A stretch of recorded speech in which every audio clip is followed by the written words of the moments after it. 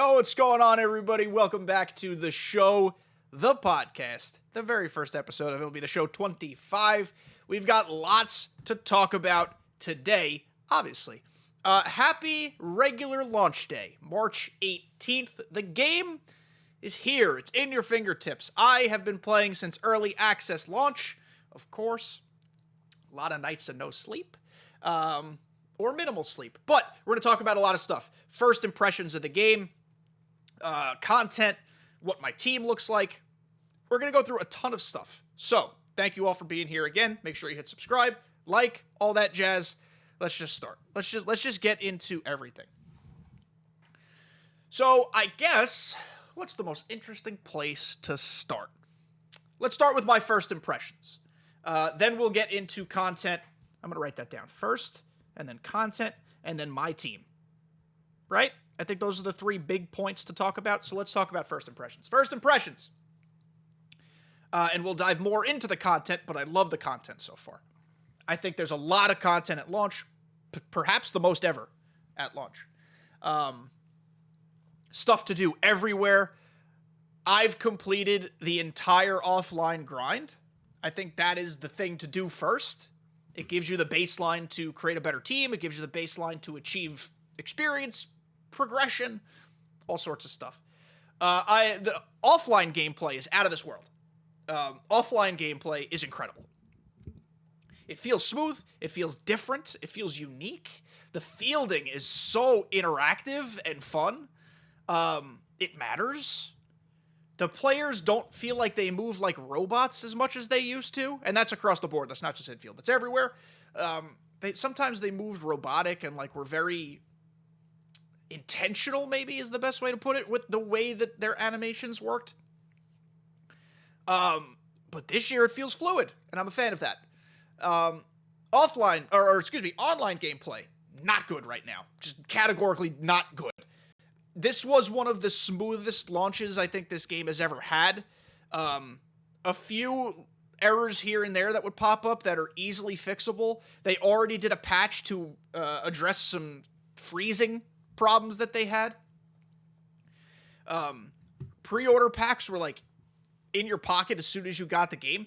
But all of this being said, for as smooth as it was, the online experience ain't smooth. A lot of people in the community have jumped on the exit velos are broken train. I'm not quite ready to go there, because if you piece it, it's hit. I just think it's very hard to piece the ball right now. A variety of factors could be into play. I know that there were also intentional changes made to induce more swings and misses. It looks like there were changes made to put the ball in play more. So your bad swings are not giving you a do-over. They're giving you, it's less forgiving. So that's part of it, maybe. We're dealing with low vision hitters. That's for sure not helping. As much as some people don't want to say vision helps them, vision for me is a big deal.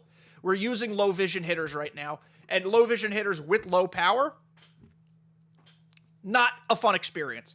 That might not be the reason, but that's just part of what I'm experiencing in terms of the online play.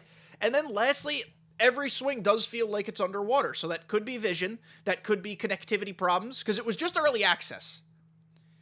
I don't know if they use that as like a stress test. That doesn't feel fair to me, but like maybe they do. A lot of lag. I turned off crossplay, thought that would help, didn't help. It's still off. I still have crossplay off. I played all of last year, for what it's worth, with crossplay on, so I was playing against Xbox people, and I didn't experience these problems. It's the type of situation where, obviously, we're going to be patient, or I'm going to be patient anyway. The game has been out for 4 days. Is it frustrating now? Yes, for sure. Does it incentivize me grinding more offline stuff and just rerunning Diamond Quest over and over? Yes. But if hitting is this way intentionally and hitting is this way all year, we have issues. There's no reason for me to even suggest it's going to be like this all year. Again, the game's been out 4 days.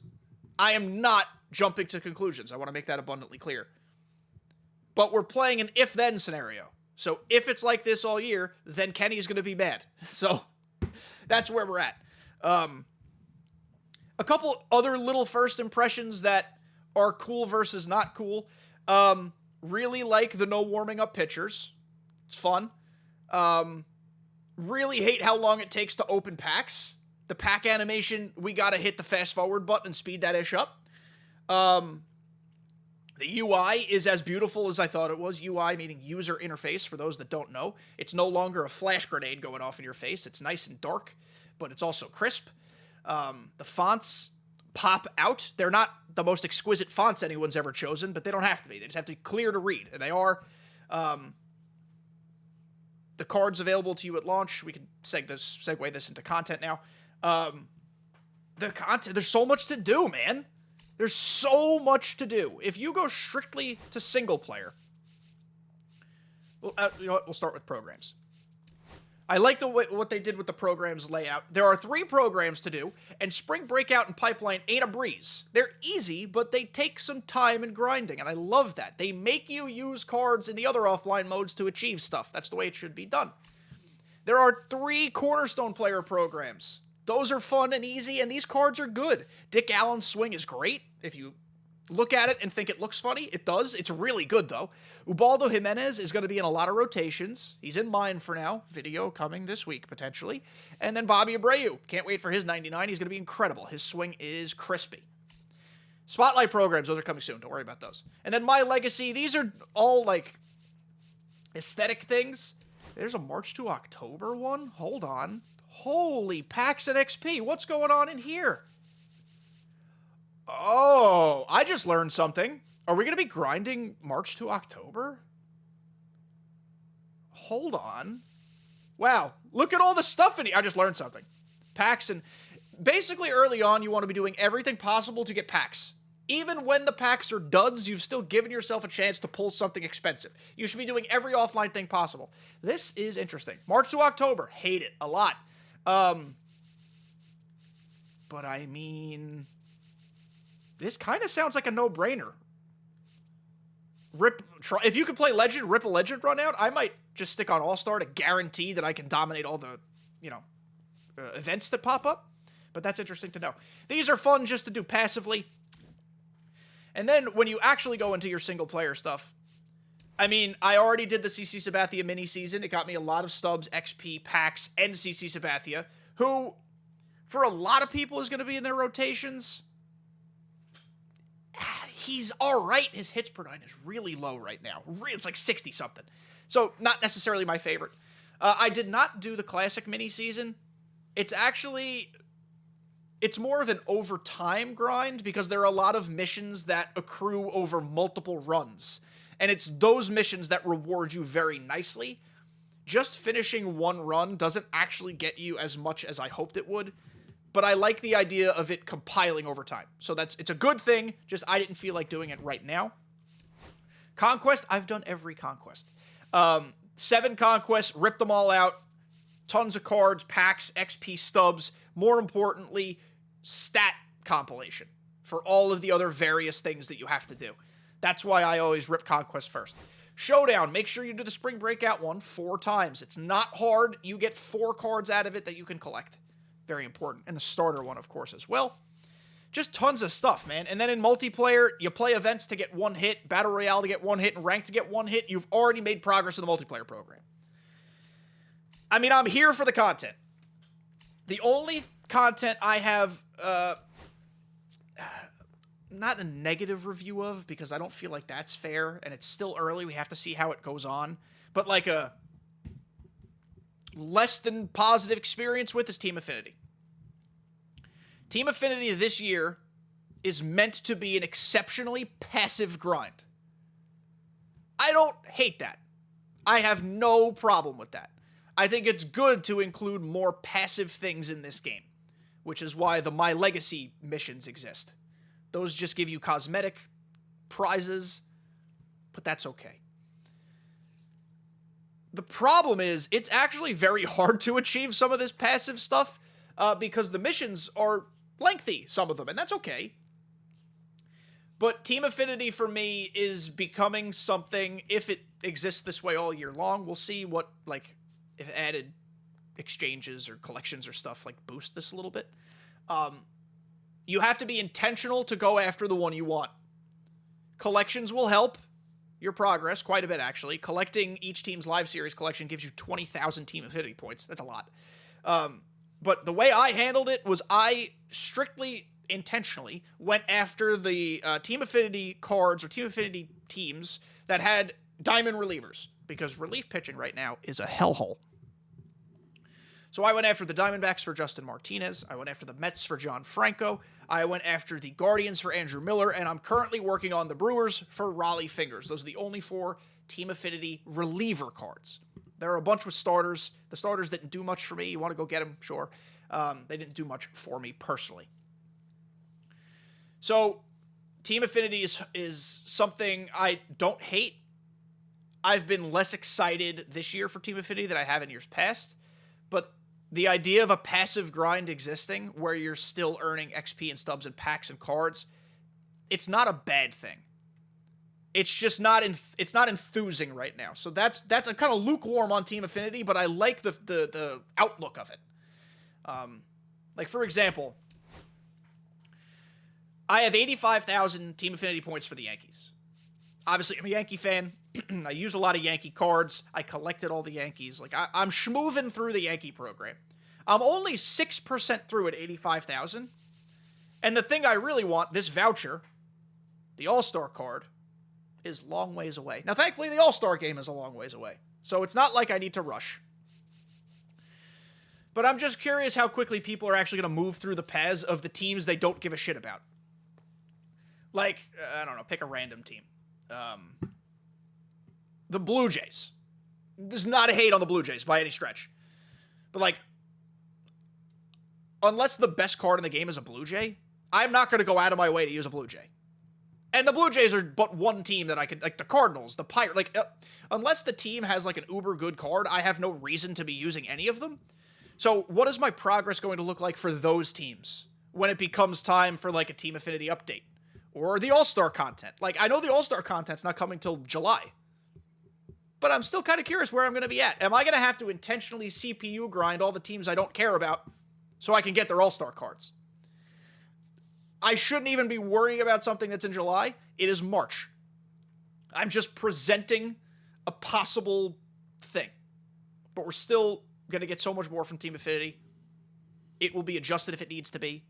They are able to track every player's progress in Team Affinity and in everything else. So, if it needs to be boosted, it'll be boosted. If they need to give us more ways to earn experience through TA, they will. More collections, more missions. Notice there were no exchanges in TA. TA exchanges have been a staple since TA has been alive. Easy way to get progress.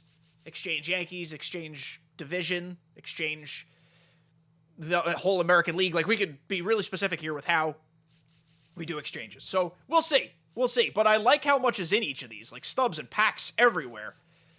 These deluxe packs are kind of neat and fun. And then you get a finger. You get a finger. The other offline thing I want to talk about is Diamond Quest. There will be a full Diamond Quest tutorial on the channel Wednesday. Tomorrow. So if you're interested in Diamond Quest or confused about Diamond Quest, check it out. Now, full disclosure, I'm not going to select a quest here because, like I said, I'm going to prepare one for the video on Wednesday. I was part of some brainstorming sessions early on about Diamond Quest with SDS. It's one of the perks of being an SDS partner. Shout out to SDS for being willing to have, like, town halls with creators and people who have skin in the game. It is also a privilege that I understand I have that others don't. So I try to take my pulse of the community and what I'm hearing from the people in my circle, and I bring those issues or those suggestions or those other things to SDS when I have the opportunity to. I want to make it clear, I am not trying to cater the game to what's best for me. I'm trying to cater the game to what's best to what I'm hearing from the people. I'm trying to be a spokesperson. You can believe me when I say that or not. Most people think content creators are the devil, yet here you are consuming free content on the internet from them. But I was part of the process creating Diamond Quest. I didn't pitch the idea. SDS came up with it on their own, but we were me and a few other creators were part of like the fine-tuning process. From the beginning, I was hype about this mode. Hype. I love D&D. I love Baldur's Gate. I love exploration games and surprises and hidden treasures. Like, this is my type of mode. It has evolved a good bit from the first discussion. Does it still have room to evolve? Heck yeah. I think there's so much potential in this mode. So much potential. I love it already. And again, I'm coming into it, with rose-colored glasses because I feel like I'm a step parent of it. But also because I love this type of stuff anyway. This is going to be, at least early on, your best and most efficient stub making method outside of flipping the market.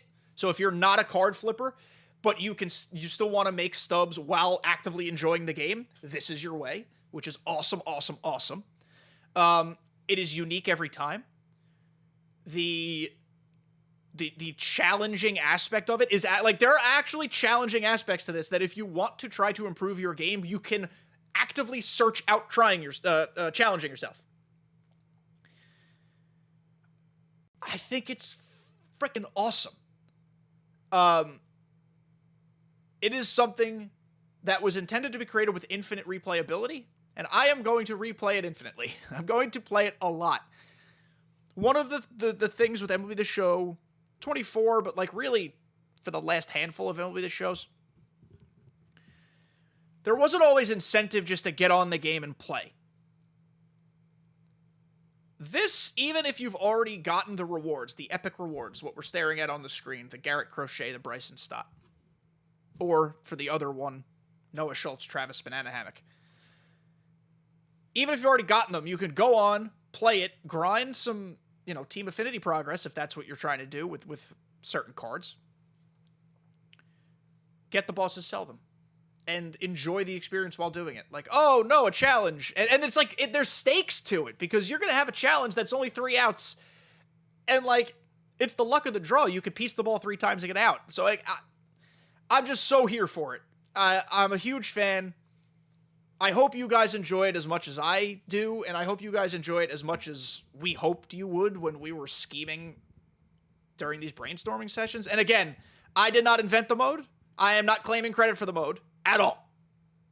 The fine folks at SDS, I don't know who specifically pitched it this year, but the fine folks at SDS who came up with this, awesome job, truly. And thank you for letting me and some others be part of, like, the theorization process of it and like trying to figure out how it can be optimized and best work.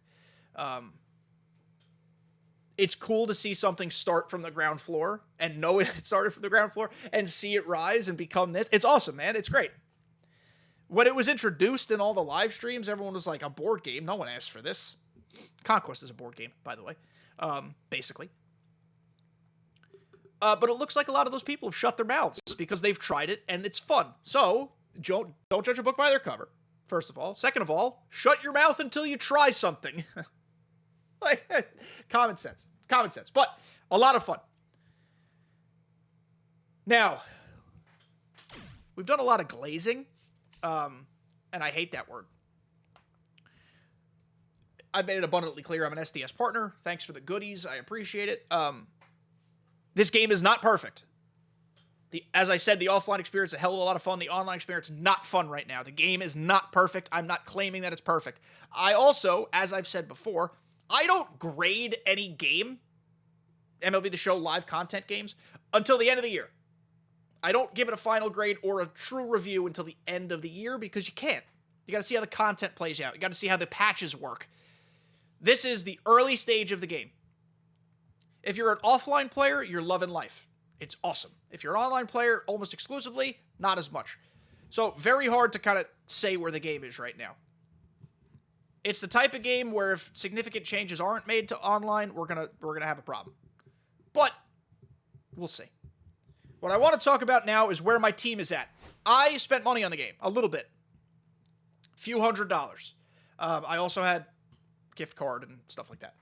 So my team, I completed the American League. My team is going to look better than most teams. I have not completed a single collection in the National League yet. Usually it would be smart to go after the National League first because you want to get the most expensive card, Shohei, out the way. I'm a Yankee fan. I wanted Paul O'Neill. I did the Yankees first and then just knocked off the American League teams one by one. I also think Roger Clemens is a pretty interesting video idea. Also coming this week. So here's my God Squad. Roman Anthony, and if you watched yesterday's 10-minute mailbag, you already know this. I apologize for going over it again, but it's a different audience here. So we have Roman Anthony in left field, Max Clark playing center field. Not good on offense, in my opinion, but he holds it down in center field, and you need the defense this year. Mike Trout playing right field, though 50-50 on him. Might go back to Walker Jenkins. We'll see how it goes. Vladimir Guerrero Jr. is playing first base. I don't care that he can't field. He's playing first base. Jason Kipnis over there at second, historically an incredible swing. Shortstop, we're going between Bobby Witt and Leo DeVries, the spring breakout collection card. Feeling out Bobby Witt. Love Leo DeVries, switch hitter with a great swing, but Bobby Witt is just kind of across the board better as a card, built better. But I always say use the swings you're good with, use your favorite players and cards. If I suck with Bobby Witt, I'll go back to Leo DeVries. Jose Ramirez playing third base. Mike Napoli catching. Now, this is a situation where I am going against my mantra of use your favorite swings. Mike Napoli is maybe my least favorite swing of all time. It's horrific. I know he's a push hitter. That makes it a little different to hit with him. But his attributes are so otherworldly better than every other catcher right now. They just are. Even if his fielding is cat shit, which it is, we'll deal with it to get the bat in the lineup. If I really, really, really struggle bad with him, like really bad, or if people are running on me like crazy, which they might, we'll go back to Adley Rutschman, because Adley is incredible in the field, actually has higher vision, and can hit enough. If my fielding is that big of a problem with Napoli, and I lose some home run power, I will take better fielding and gap power with Adley, because that's what Adley has. So you have to really make choices this year, which I like. That's a power creep thing, but also a fielding change thing. I'm a big fan of it. Paul O'Neill is DHing. There are probably other better DH options. Aaron Judge, for instance, even though I can't hit with him, his big, stupid, idiot ass. You could argue DeVries because I hit so well with him. But Paul O'Neill's my favorite player of all time. So he's here. The bench, we've got two lefty mashers, Don Baylor and Ryan Braun. We have Walker Jenkins, and we have Julio Rodriguez for speed and outfield defense. My rotation is very good. Roger Clemens, Roki Sasaki, Garrett Crochet, Jake Arrieta, Ubaldo Jimenez. Videos this week, if all goes according to plan, on Ubaldo and Roger Clemens. Maybe more. Or maybe they'll like trickle into next week if I need to, but we'll see. And then the bullpen, it's because I've been intentional about grinding certain team affinities. Darren O'Day, Emmanuel Clase, Mason Miller, Justin Martinez, Liam Hendricks, that will soon be Raleigh Fingers, Andrew Miller, Billy Wagner, John Franco. For 3-inning game modes, by the way, I think it's now imperative that you have at least 3 lefties in your bullpen. I always tried to have 3 anyway, but now you have to have 3. Maybe even 4. You might want to do a 50-50 split in your bullpen of lefties and righties. Because you can mix and match now every batter. That means energy is not going to go down as much. You want pitchers at your disposal that are going to help you win games. So Battle Royale, search for 3 to 4 lefties. You got to do it. You have to. Or have like a couple lefties stashed at the ass end of your rotation. I also think it makes the rotation very important. Again, I've always been a rotation guy in BR. Now more than ever, you need to have pitchers who can pitch. Because you're going to be mix and matching a lot. It's back to the old days of BR. Some of you youngins might not remember those days, but it's true. So that's my team. I'm enjoying it. I'm searching desperately for a center field upgrade who can still play the field a little bit. I actually think I'm going to take J-Rod out for a hot second because I want to compare Max Clark to J-Rod. J-Rod is the better hitter, clearly, but wow, worse everywhere else. Okay, so I want J-Rod still on the bench, but that was a fun science experiment. Did I pass him? No. Yeah, I mean, I'm having a lot of fun. Doesn't mean the game is perfect. I've already expressed that I don't like the online atmosphere right now, but I'm having a lot of fun, and that's important. It is also important to know, go to my home screen, I have played the game for 32 hours. 32. That's a lot. I understand it's a lot, and I understand it's ludicrous how much I've played. Just to give you guys an idea, it is Sunday morning at 10 a.m., and I've almost finished the first inning path. That's entirely through doing all the offline stuff. That's how much XP is available to you. That's why I say grind your offline stuff first. Look what you can do. So in 32 hours of playing this game, let me map it out to you. This is going to sound ridiculous to a lot of people. I understand that. You also have to realize that for some reason, this game is one of the best joys and like hobbies of my life. It allows me to just sink myself into something and not think about the world. You know, I have a job that allows me to take PTO pretty much whenever I want and doesn't question it. And I have an incredible wife who understands that this weekend of the year, I lock myself in my room downstairs, and she holds down the fort. And so shout out to her. So the game came out Friday morning, Thursday night into Friday. You guys know how that works at this point. I received a review copy from SDS like 2 hours before everyone else was able to log into the game. That review copy did not allow online access. You can't get online until the servers are online. So I was able to toy around in the offline stuff. I then played in Diamond Dynasty grinding from midnight to like 4:15, 4:30. Somewhere I can't... At that point of the night, I don't remember what the hell was going on. I'm usually in bed by 10 p.m. So I played until 4. I then went to bed. You could call it sleeping. It was more of an extended power nap. I slept until 8 o'clock. So I slept for 3.5 to 4 hours. And this is where it gets ridiculous. I then played from 8:30, because between 8 and 8:30 I had to go poopy. I had to eat an apple. I had to clean myself up a little bit. But took the dog outside. From 8:30 to 11 p.m. I played. Now, there are breaks built into that. Lunch breaks, 30-minute stretch your leg breaks. It was not a consecutive sit in my chair 8:30 to 11, but a lot of playing. A lot of playing. Then I did a full night's sleep, and my God, did it feel great. I slept from 11:30 to like 8 again. Oh my God, did that feel good. And then I grinded the next day from 9:30. Had a nice relaxing morning. 9:30 to 8. So not quite a 12-hour day. Worked a half day. And now here I am Sunday. So it's a shit ton of grinding. I understand that. But you also have to realize I have skin in the game as a creator. As a smaller creator, growing smaller creator. And I when I say smaller creator, that is not meant to diminish my awesome community. But I am a smaller creator. I need to make some progress early to help me keep up a little bit with what else is going on in the creator ecosystem. So that's why I really want to hustle and get some stuff done and make it be like I have content that is of value to viewers. So that's part of it. But the other part of it is this has kind of become a tradition in my life. Like really since COVID, I just marathon this game when it comes out. And it's fun for me. It's fun for me. If it's fun for you, I hope you had a great time. You shouldn't judge people who are having fun and not harming people. If you took a more passive approach, that's fine. I like to get the bang for my buck in early access, so to speak, obviously. If you waited till official launch day, welcome. It's here. You have a shit ton of stuff to do, and I hope you enjoy doing it. I hope, even though we didn't really go into the nitty-gritty of stuff here, I hope this outlined enough for you so you have like a grasp of what's about to happen. The game has a ton of potential.